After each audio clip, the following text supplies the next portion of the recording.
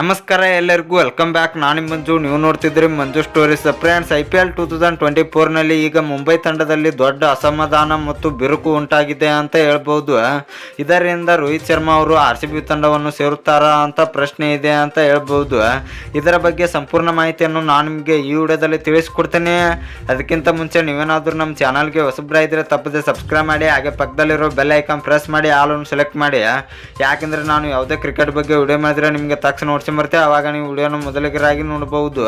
Subscribe ಅನ್ನೋದು ಸಂಪೂರ್ಣ video ಕೆಳಗೆ ಬ್ಲ್ಯಾಕ್ ಟನ್ ಇದೆ, ಮಾಡ್ಕೊಳ್ಳಿ. ಏನೋ ತರ ಮಾಡಿದೆ ವಿಡಿಯೋ ಶುರು ಮಾಡೋಣ ಬನ್ನಿ.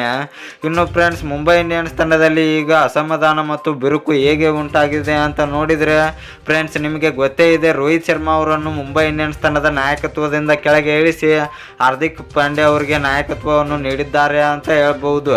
ಇದರಿಂದ ಎಲ್ಲ ಅಭಿಮಾನಿಗಳು ಕೂಡ ಕಂಗೆಟ್ಟಿದ್ದಾರೆ ಅಂತ ಹೇಳ್ಬಹುದು. ಅಷ್ಟೇ ಅಲ್ಲದೆ ಮುಂಬೈ ಇಂಡಿಯನ್ಸ್ ತಂಡದಲ್ಲಿ ಸೂರ್ಯಕುಮಾರ್ ಯಾದವ್, ಇಶಾನ್ ಕಿಶನ್, ಜಸ್ಪ್ರೀತ್ ಬುಮ್ರಾ ಅವರು ಅವರ ಅಸಮಾಧಾನವನ್ನು ಹೊರಗೆ ಹಾಕಿದ್ದಾರೆ ಅಂತ ಹೇಳ್ಬಹುದು. ಯಾಕೆಂದರೆ ಹಾರ್ದಿಕ್ ಪಾಂಡ್ಯ ಅವರು ನಾಯಕತ್ವವನ್ನು ವಹಿಸಿಕೊಂಡಿದ್ದು ಅವರಿಗೆ ಇಷ್ಟ ಇಲ್ಲ ಅಂತ ಹೇಳ್ಬಹುದು.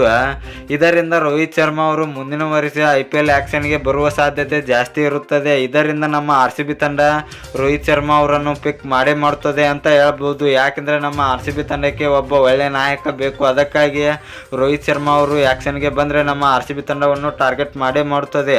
ಸೂರ್ಯಕುಮಾರ್ ಯಾದವ್ ಮತ್ತು ಜಸ್ಪ್ರೀತ್ ಬುಮ್ರಾ ಅವರಿಗೆ ಏಕೆ ಅಸಮಾಧಾನ ಉಂಟಾಗಿದೆ ಅಂದರೆ, ಅವರು ಮುಂಬೈ ಇಂಡಿಯನ್ಸ್ ತಂಡದ ಫ್ಯೂಚರ್ ಕ್ಯಾಪ್ಟನ್ ಆಗಿದ್ರು. ಆದರೆ ಈಗ ಹಾರ್ದಿಕ್ ಪಾಂಡ್ಯ ಅವರು ಕ್ಯಾಪ್ಟನ್ ಆಗಿರುವುದರಿಂದ ಅವರಿಗೆ ಕ್ಯಾಪ್ಟನ್ಸಿ ಸಿಗುವ ಸಾಧ್ಯತೆ ಜಾಸ್ತಿ ಇರೋದಿಲ್ಲ ಅಂತ ಹೇಳ್ಬೋದು. ಇನ್ನು ಫ್ರೆಂಡ್ಸ್, ನಿಮ್ಮ ಪ್ರಕಾರ ಇದರ ಬಗ್ಗೆ ಕಮೆಂಟ್ ಬಾಕ್ಸಲ್ಲಿ ಕಮೆಂಟ್ ಮಾಡೋದ್ರ ಮೂಲಕ ತಿಳಿಸ್ಕೊಡಿ.